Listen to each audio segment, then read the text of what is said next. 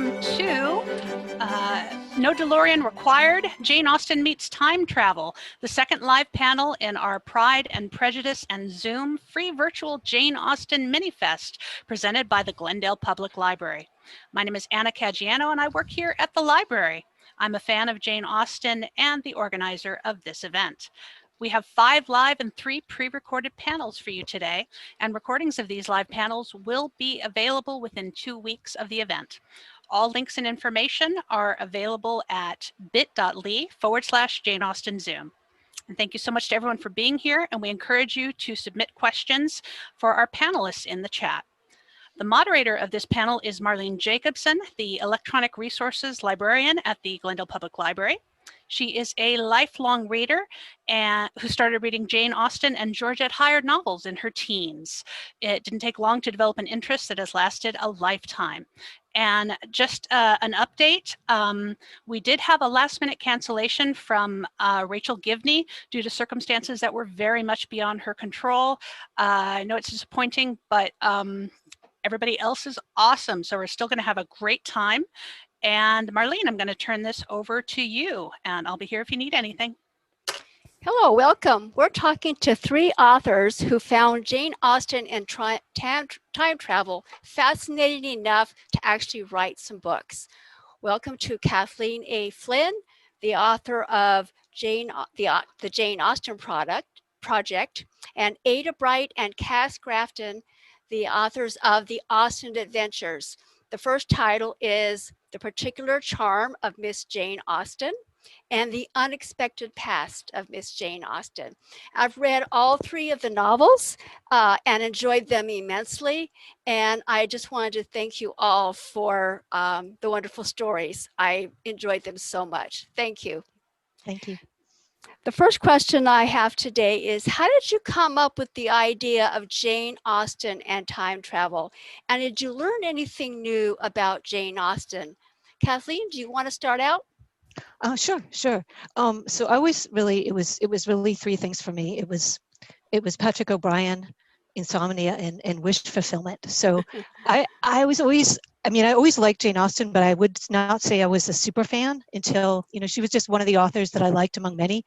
But sometimes one writer will lead you back to another. So I started reading the seafaring novels of Patrick O'Brien a few years ago, and I became fascinated by how much they were like Jane Austen. Like, they're really like Jane Austen with sea battles. I don't know if you guys are fans, but they're wonderful. Like, they're just very witty. They're so much, and it's, of course, it's set in that time. It's a Napoleonic era sea captain.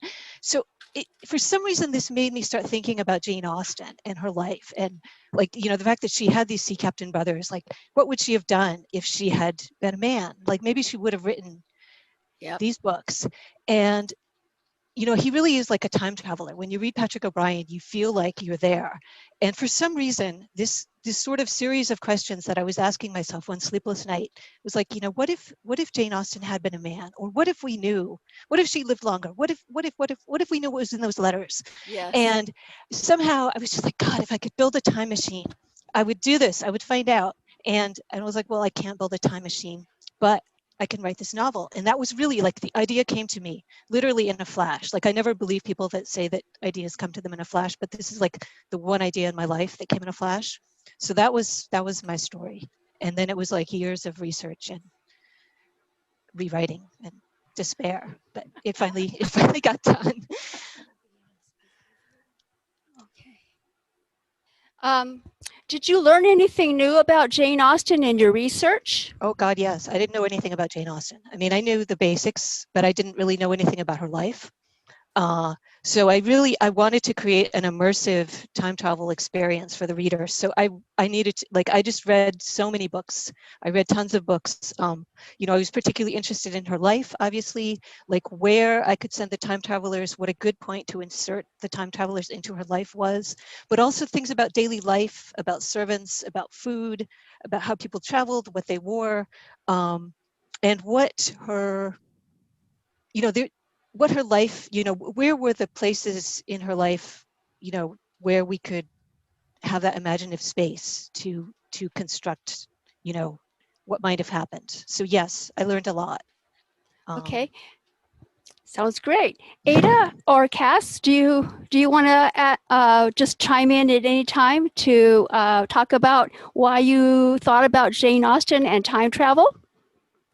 I think Cass has the skinny on how our plot came about because it happened to her, but I did learn a lot, and I'll chime in after she tells the story. Okay. Yes, it's a little bit like Kathleen in that it was an idea that suddenly came to me, which never happens. I stayed in 4 Sydney Place in Bath because for a period of about 4 years, they were holiday apartments. So you could actually rent one and stay as a holiday maker. So I stayed in the ground floor apartment there, and something very strange happened. I mean, apart from the fact that I was in this house knowing she'd actually lived there, something very strange happened during the night in that there were some doors between what they'd made into a bedroom at the back of the apartment and the drawing room at the front that had no lock on at all. But when I got up in the morning, I couldn't open the door. And so, I mean, I was stuck because my only pair of shoes were in the drawing room. So I couldn't go out. So I had to email I'm glad I had my phone with me. I had to email the holiday company and say, help. And they said, oh, well, that's odd. That's never happened before. Anyway, they came round and managed to open the door, though they couldn't explain it because there was no lock. And so my imagination was like, maybe it was sealed because Jane Austen, who used to live there, had slipped through time and was in the drawing room. And maybe that's why I couldn't get the door open. And that sort of triggered a chain then of what if she'd slipped through time to the present day, and what if she got stuck and couldn't get back, and how would that impact on her writing if she came forward before she'd actually published her novels, which is the seeds of the story, really. Yeah. One of the things that I remember thinking about as I read it, you talk a lot about how would your life be changed if Jane Austen had not written? And you brought up all kinds of things that I thought, yes, how has it affected my friendships, my relationships with family? It was just really, it was very exciting. It made me really think. Yeah. I mean, what was fascinating, I mean, the thing that would have impacted me most would have been the loss of friends I'd made. Yes. Through a shared passion for her, because you make friends in lots of ways, obviously, like, at the school gate and from school and college and work. But when you make friends through someone with a shared passion like that, then it's a very different sort of friendship. But we did like to touch on the little things that would be different, like passwords you use for things, or the fact that your friend is not called Elizabeth anymore because she was named after Elizabeth Bennet. And, I mean, there would be lots of pets very confused, I'm sure, because they would all have different names now. Yes. Favorite movies wouldn't be written, Lake House would not have the persuasion reference. Ada, do you have anything to add to that? Oh, well, so a couple of things for me. Interesting. One of the things that Cass and I realized when writing is that we would have still found each other. We just would have found each other in a different fandom, which was kind of funny. And so we have that in there. And then for me, I'm a little bit more on the, as Kathleen was saying, I wasn't a super fan. I always enjoyed Jane Austen, but I, embarrassingly did not totally understand the humor until I had a chance to get in with the movies and things like that, and then going back to the real literature and going, oh, I get it now. Yes. Silly. And so for me, the thing that was the most surprising, or the thing that I learned the most when writing this, because we might touch on this later, but we never intended Jane to be a particularly, forefront character. We really wanted to kind of keep her in the back, and she just kept coming in no matter what we did. And I was surprised how little we had to change about her to make her fit and to make her to be able to be just fine in modern day. She was just an incredible personality. That wit and interest, I think, just carries through our society today. And I Yeah. think that's one of the things that we're all attracted to. Yeah. Yeah. So my next question is, if time travel were possible, would you go? And what time and place would you like to visit? Kathleen? Well, I'm kind of a coward, so maybe if I could be invisible, I'm afraid I would mess something up or I'd get into some horrible, jam. But Yeah. I think if under those conditions, like I can be invisible. I mean, obviously I'd like to see Regency England because I'd like to see what I got wrong. But also wouldn't it be amazing to see Shakespeare, all these arguments about how he pronounced things or how things were actually performed, like to go to the Yes. Globe and see Shakespeare, that would be, that would be amazing. I'm sure that, it makes, I'm sure there's much more useful scholarly things that you could find out traveling in time, but those would really be my two favorites. Yes. Maybe Newgrange. I'd like to know a little more about Newgrange. The place, the passage tomb. It's something like Stonehenge, but it's like built into the earth, and it the sun only comes on the winter solstice, and it's like 5,000 years old. So there's a lot of questions. Like I have some questions about that. Like how did they get it? First of all, just the engineering involved, like all the stones, and second, like it's never sunny in Ireland, so how did they know? So maybe those three. That sounds good. I always had this vision. There used to be this program where it was You Are There, and they traveled to different places, and you could observe things at great times in American history. And I remember thinking that I would just love to be able to do that. Cass, do you have any ideas of where you would like to time travel? Well, I'm again going to say I'm a little bit like Kathleen in that I'm a bit scared. I'm scared of the idea. I think my biggest fear would be not getting back. Like if I knew for a fact I could just pop there and then say, okay, that's enough, I'm going back. Yeah, the hygiene, right? It's like, yeah, well, I mean, not being able to drink cold water and things like that. It just those sort of things. Well, yeah, the hygiene. But if there was a chance, I think I'd really love to go back and meet some of my own ancestors. And I'd love to meet my ancestors in Jane Austen's era, although they'd probably be servants. But, I'd still love to go and just see, but only with a guaranteed return ticket. Yes. And not changing my ability to be born in this century. Right. No grandfather paradoxes. Yes. Right. Cass and I were talking about this, and I feel like her answers are quite deep, and she had thought about, I want to be able to come home, and my first thought is, I'm very worried about toiletries things. I'm just I don't know, maybe for just a couple hours. For me it's probably a little bit more modern, and I don't know if it's because I'm so scared of those toiletry issues, but maybe just like the 20s and 30s and kind of see some of that different art kind of come alive when I was actually there. Yeah, that sounds exciting. Yeah. Why do you think Jane Austen is still so popular with modern audiences? Cass? I think it's because her stories, her themes are timeless, because she writes about families and friendship, absurdity in people and situations, and love and marriage, and the perfect ones, the imperfect relationships. It's just life today, just the same. It's in a different setting, but I think she writes it's very much people-centric, if you like. Yes. And as she herself said, people remain the same. They do.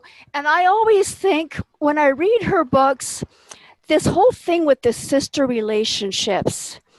I mean, when you have a sister, Jane Austen becomes really, you think she had a sister, and it's just all very, very relatable. And having just the world of women friends and aunts and acquaintances, she really brings that all together, and it's the same now also. Yes. Ada? I always think one of the things that solidified for me how very much she got people right was Mr. Collins. Even though I still hate to read him, I recognize that feeling so strongly, especially actually now with social media, because it used to be, you could kind of avoid Mr. Collins if you didn't like him. Like, I'm just not going to go to that place. And now, oh, there's Mr. Collins is everywhere. And I just think, because romance and love and marriage, there were certain things that were, legalities and different ideas of what it should have been.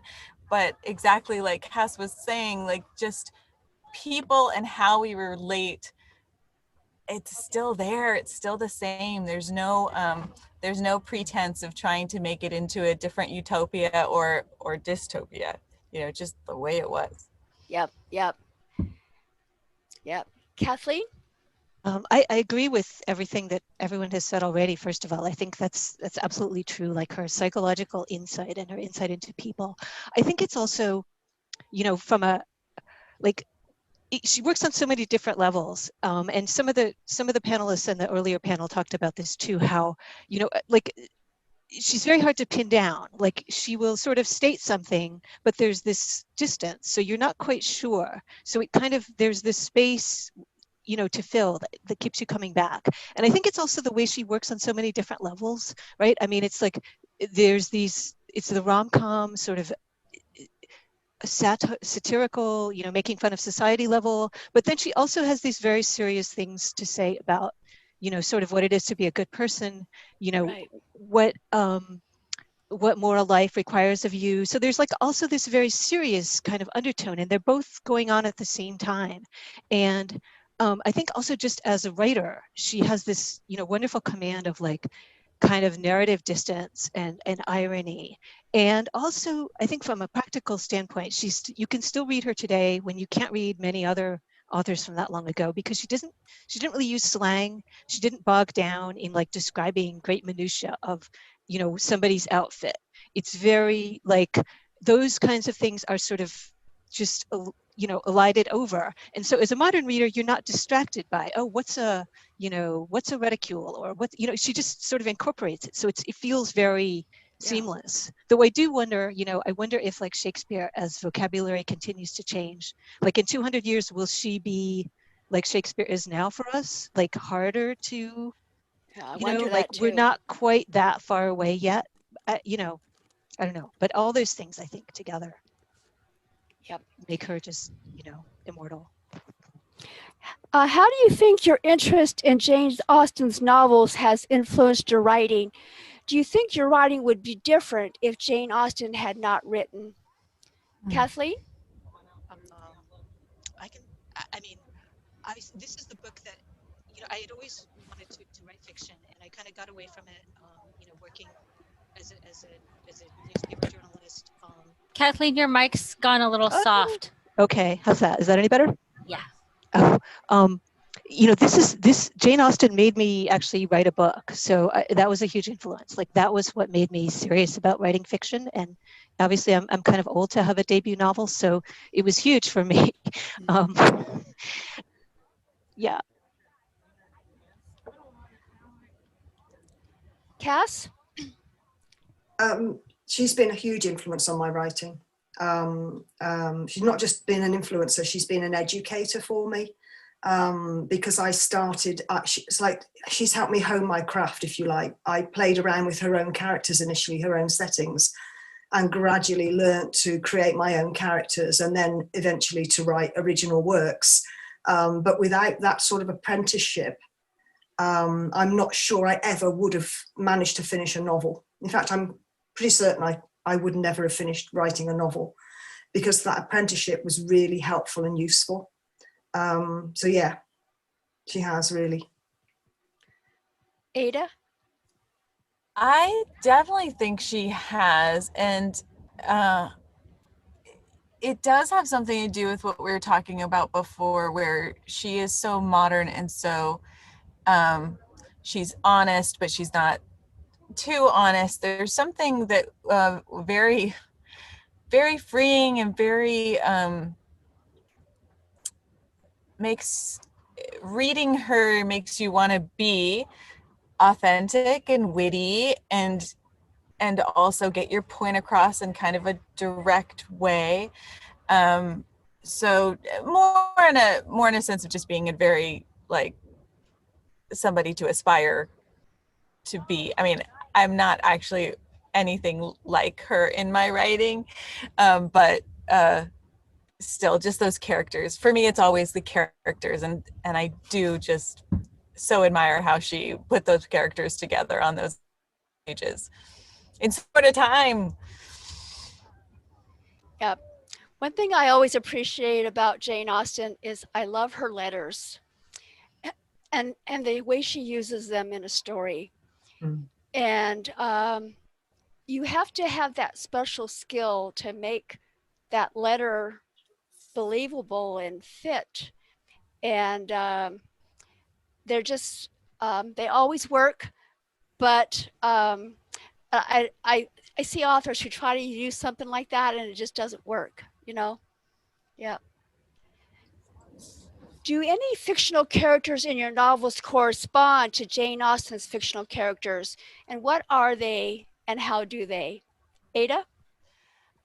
We actually intentionally did not mirror bring in any of her characters or mirror any of them. We really wanted to explore a little bit more of what we've learned about each other, having this fun friendship that we have. And if anybody doesn't know, I live in California. Cass is British. She lives in Switzerland right now. And so our entire 20-year friendship has been, pretty funny because it's been always different time zones. So that's why we started writing in the first place, was kind of because we thought that was a fun dynamic. And then of course, bringing Jane Austen and the experience that Cass had, it just kind of fit really well together. But our readers do think that there are some similarities, and they're allowed to think that.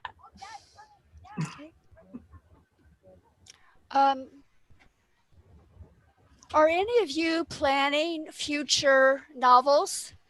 And is there anything that you can share with us about future novels? Kathleen?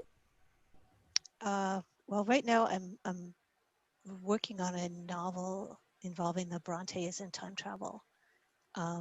It's going, I write very slowly, but that is what I am working on. So I have Rachel and Liam, and it's 1845. And there's still a lot of stuff I have to figure out, but I'm having a lot of fun with it. I'm really Cool. fascinated by Emily Bronte. She's like my new, Oh, she's yeah. my new literary idol.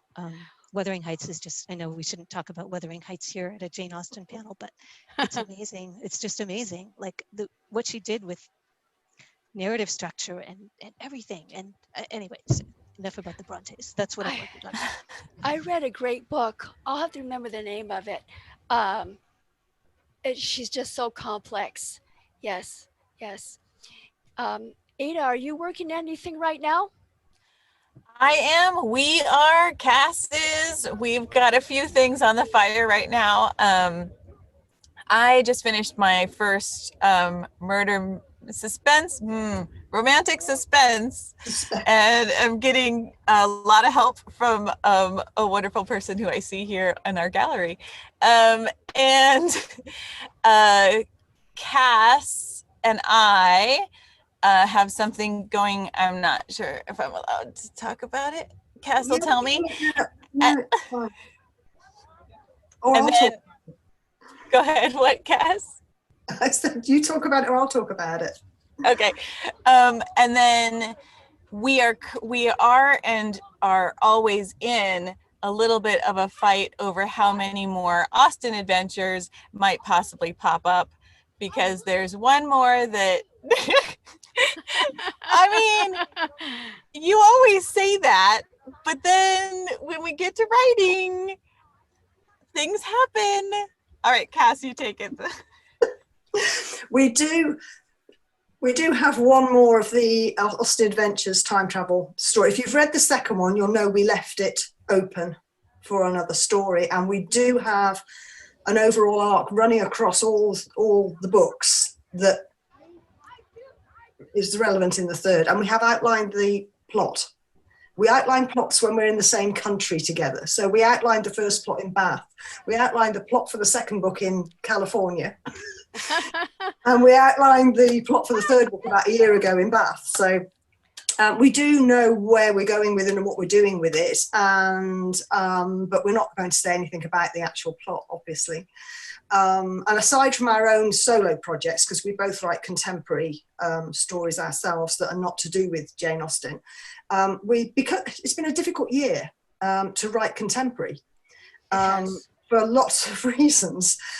So we decided to escape during lockdown in our various countries and write together a crossover between Pride and Prejudice and Persuasion. And we are, I think our editor's in the chat room actually, but our wonderful editor is helping us craft that story into good shape, which we hope to bring out in the early part of next year. But because we didn't have to deal with certain things that are happening this year, back in the early 1800s, it seemed a good way to escape reality. That sounds good. What kind of books do you like to read, Kathleen? All different kinds of books. I think that,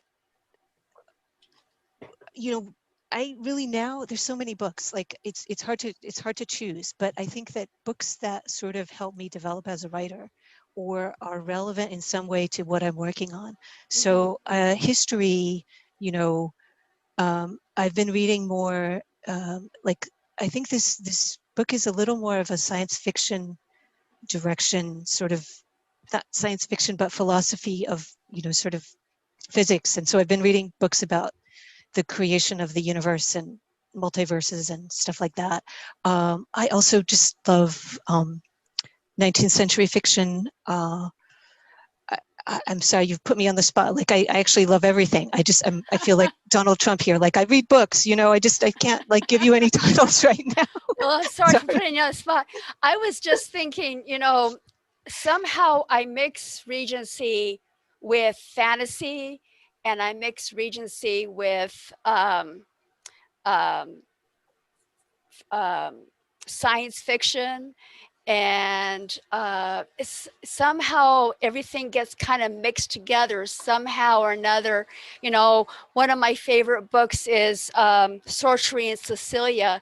Somehow it became magic along with Regency. I like these alternate universes, and they're really fun to play around with as a reader. Yeah, I haven't read that one. A book like that makes me think of Jonathan Strange and Mr. Norrell, though, which is one of my favorite examples of that sort of thing, or the mixture of, you know, historical fiction and sort of fantasy. The Golem and the Genie is another one that I loved very much that way, where you have this sort of combination of strange elements, which I think, you know, Jane Austen and time travel is also like, you wouldn't necessarily put them together, but it's kind of fun when you do. Yeah. Or like Jane Austen solving mysteries. Oh yeah. You know, there's also a series now of the Brontes solving mysteries, not to bring the Brontes into this again, but yeah, the Stephanie Barron books are really good. I love those. I love that series. Yeah. Yeah.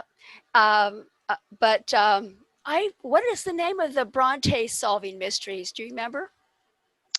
I remember that the name of the author, it's a pseudonym. She's written a lot of other books, but she's writing under the name Bella Ellis, which is like kind of like Emily Bronte's pseudonym, which I thought was very clever. I'm trying to remember the name of the book, though.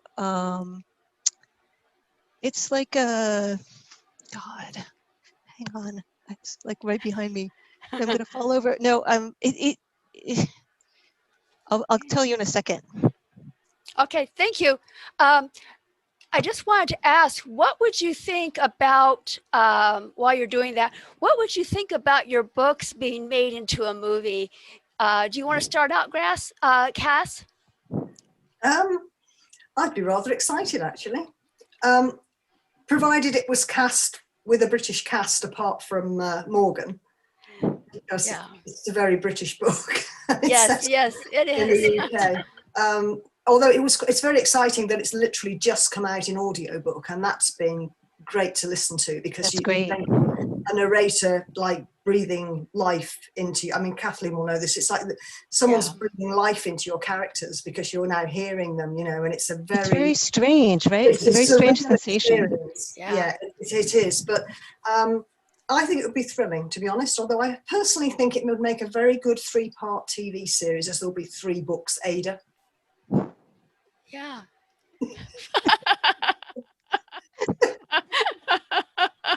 You'll see. Yes. Ongoing discussion. That's fun. Did you find that book, Kathleen? It's The Vanished Bride.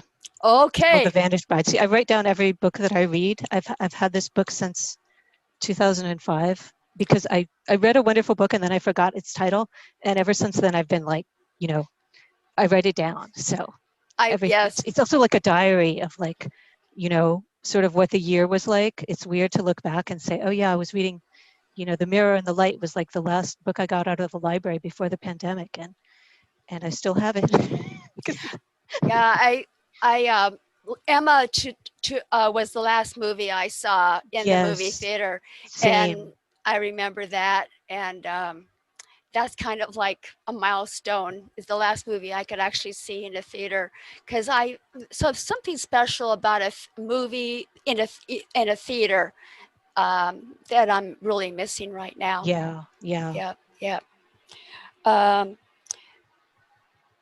So one of the things I'm always interested in with Jane Austen is how she wants to find relationships where people's temperaments complement each other, and she goes to a lot of trouble to actually talk about that in the characters' thought processes of what about their temperament they like or don't like, and how it affects their actions.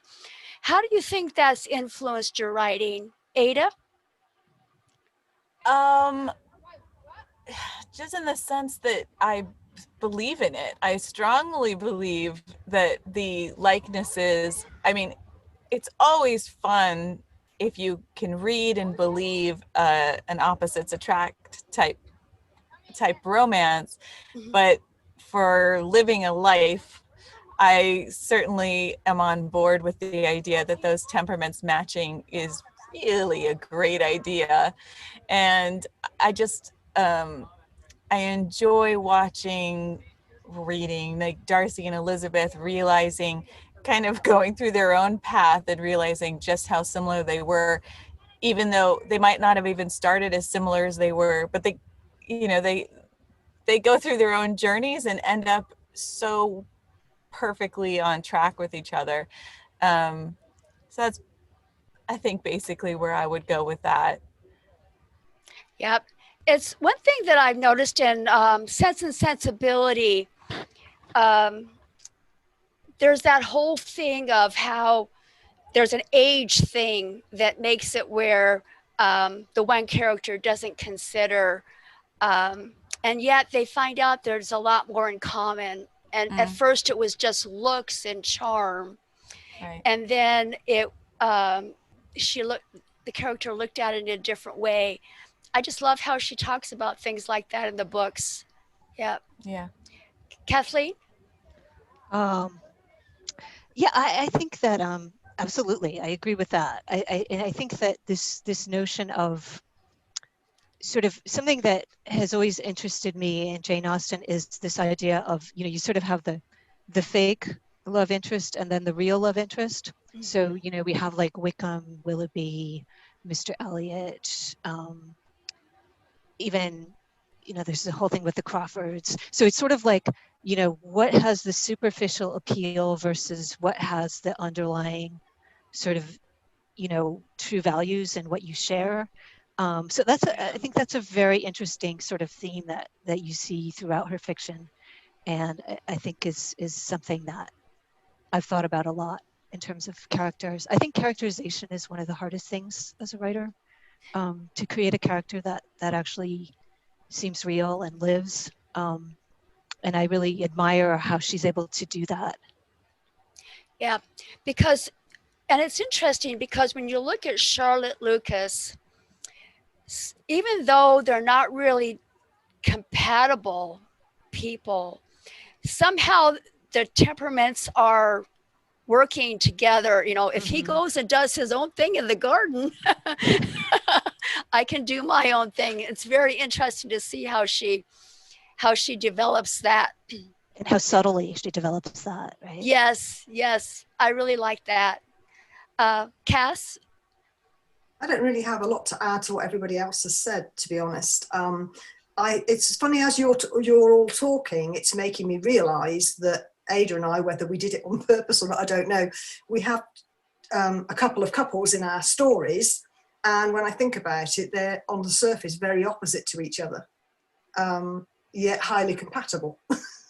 Yes. So I suppose that influence is there, even though you're not aware of it. But yeah. Yeah, it's something I've always looked for in novels that focus on more than the physical attraction. What is it that either they're different, but somehow it works with your personality, or you have in similar? Yeah, it's very interesting.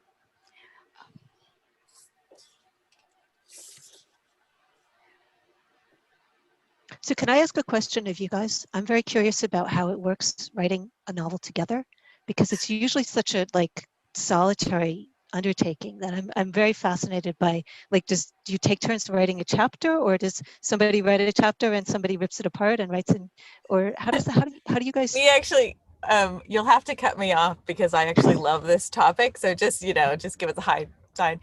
So talking about compatibility, we actually love, or that's the wrong word, maybe we're best at the opposite things in writing. I tend to just plop down some dialogue, and Cass will be like, yeah, so okay, so we're gonna put that here, and such and such. So the way we do it, honestly, though, is like she said, we only outline together. That's a rule for us. We have to outline together because we need to be able to tell each other very honestly, but no, I hate that, or I think that's not going to work, or something like that. When over email, even as long as we've known each other, some of those things can get lost in translation. So we do the outline together in person, and then whoever wants to start writing, starts writing. And Cass keeps it all organized, and then so because of the time difference, this is where that fits really well with us. I'm a night person, she's a morning person, so whoever wrote, the other person will wake up to a chapter or a scene or a question. Fantastic. I wish I would wake up to a chapter that somebody else had written. Yeah, that was amazing. That's actually one of my favorite moments. I'm in Rachel's book when Jane Austen walks into a bookstore and finds her own work, and she starts reading Mansfield Park, and she's never read it, and it's like magic. So that idea that you wake up and your co-writer has. It's great. I will literally put in, we'll get to a certain point and I'll be like, I don't know what else to do. That's text on screen for her. I don't know what to do. I hate this. I'm moving on. And then she'll come in and she'll work her magic, and suddenly it'll go to the right, it'll be right. And then at the end of the day, we've both said that when we go through and re-edit, sometimes we will compliment each other. And then we'll be like, actually, you wrote that, but thanks. We really can't tell anymore. You can't tell. That's amazing. No. That is. We do. Yeah. We both work on all of it. And it's what Ada said, it's because we're very different types of writer. And I think if we were the same and we wrote in the same way, it would never work. It's the fact that we approach it differently, Yeah. and we're actually very different people as well, and that's why it works so brilliantly. Oh, that's great. I've often wondered what it would be like to do something like that with friends. I mean, Well, that was another thing we did before we sat down. We had written fun stuff together before, but before we decided to actually write our own characters, our own story, we sat down and we said, okay, look, we're family first, because we really are. And so if this goes off the rails, this shuts down before we shut down. So we've had that as a rule from the beginning. that's great, because you don't want to lose a best friend. Nope. Nope. Well, thank you all for joining us. And is there anything else that you can think that we should talk about today? Does anyone in the chat room have any questions? Let's see.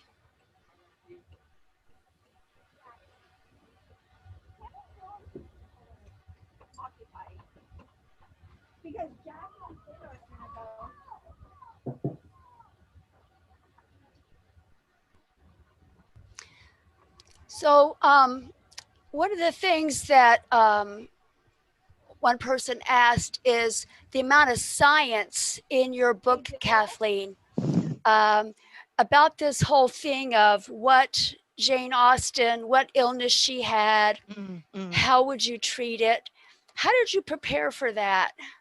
Oh my God, I read a lot of like medical stuff. Like I had different theories about this.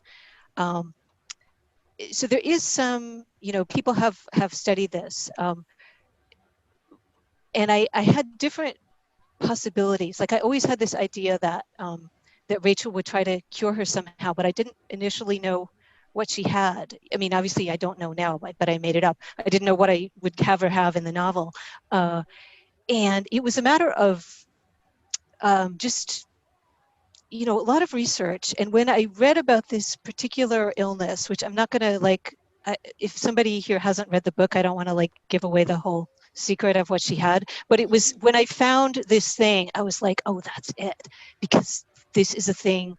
This will totally work, and it sort of fits with her symptoms. And so yeah, it was based on science. Like I didn't just make it up. It's a little far-fetched, but it's not impossible. Yeah. Like so many things in life. Yeah, because when you read the symptoms she was having, it's not real clear. Yeah. I mean, and there is a lot of, mostly what we know is from a couple of letters, and it's quite vague. And I mean, the way that people talked about sickness at that time was also like you sort of have to really read between the lines. And this might have been there might have been more details in the letters that were destroyed about what she was suffering from. So we really have to there was a lot of imaginative space there, and I used it. Yeah, you don't know how much her sister really wanted to protect her, Jane Austen's privacy, and destroyed all those things. It would have told us more about what she experienced. Yeah. And I think that the thing about the letters, which I began this project thinking, oh my God, Cassandra is so horrible. She destroyed those letters, she's so awful. She destroyed this for scholars. But I mean, the thing that I learned in researching this is that really, she wasn't famous at that time in the middle of the 19th century. And really the normal thing that when somebody died, you would just burn their letters. That was what you did, because it was private. It was their stuff. So Cassandra, it would have the fact that she saved any of them is actually what's sort of unusual. And she really saved them as mementos for her nieces and other descendants.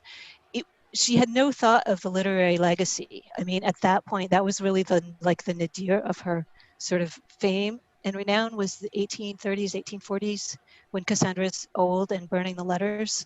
Yeah. So, that's something I sort of have had, my view of that really underwent a big shift in the process of writing. Yeah, because when you think about, having made money, but yet not having the fame of some other writers, her sister wouldn't have thought they were important. But one of the things I have appreciated is some of her thoughts. I guess I would call them philosophy, or her thoughts on her faith and about life. And I've appreciated being able to read those. I'm glad she saved those. Mhm, And those are mhm. in some of her letters to her other relatives. Yeah, she tends to be less satirical in her letters to her other relatives than to Cassandra. Yeah. The ones to Cassandra are just so bizarre, really. I mean, they're so free associative, they're so snarky, you know, they're just full of all these insider jokes. So they're kind of hard to decipher now. Yeah. Whereas the ones like the one she wrote to Frank on her father's death, which she had to write that letter twice because like the first letter like got on the wrong boat or something. So she like, yeah, they're very, you sort of see her, you know, her faith, which is something that people don't really talk about that much, but I think was a really important aspect of her life. It makes sense, her coming from a family where her father was a minister. And I would imagine it was an important part of her life. Yep. Right. Well, I think that's one thing I wondered about when I read your book is just how much science, because I've seen speculation, what kind of medical knowledge they had at the time. What do we know now about certain diseases? Because, you know, you go down that rabbit hole of what would Mhm. it be like to have if you could prolong her life longer, Oh yeah, or, yeah, you know, yeah, yeah. I think the general consensus is Addison's disease. That's like the sort of, I mean, not that anybody really knows, but and you could have like, you know, that's a thing you could completely control with mhm. modern medicine. So that also makes you sad. You know, like at one point I thought about transporting her into the future and giving her some operation or drugs or something, but then I was like, no, that's too crazy. Like Yeah. there's only one crazy thing per book, you know. Yes. Yep. Some miracle person coming and giving her pills every once in a while to keep her going. Exactly, exactly. The Yep. time traveling doctor shows up like once every 6 months. Yes, yes. Because I think it's one of those diseases you have to have constant medication. Yeah, yeah, yeah. Let's see. Um, I think that's all the time we've got, Yeah. Marlene. okay. Well, thank you very much. You guys, Thank thank you you s- so much. Thank you. Thank I've enjoyed you. this so much. Thank you very much. Thank Nice to meet you. Nice to meet you all. Take care. And you. Thank you.